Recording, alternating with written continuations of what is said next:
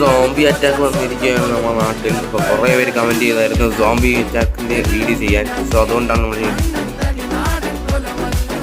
അപ്പോൾ ഈ സോംബികളിൽ നിന്ന് രക്ഷപ്പെടാൻ ഭയങ്കര പാടാണ് ഗൈസ്. എന്നാലും നമ്മൾ മാക്സിമം ശ്രമിക്കുന്നുണ്ട്.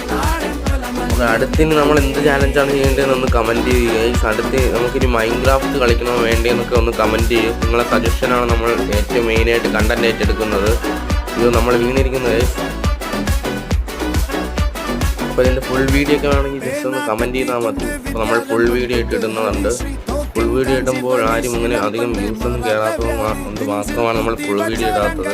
നിങ്ങൾ സപ്പോർട്ട് ചെയ്യുകയാണെങ്കിൽ നമ്മൾ ഫുൾ വീഡിയോ ഇടുന്നതായിരിക്കും.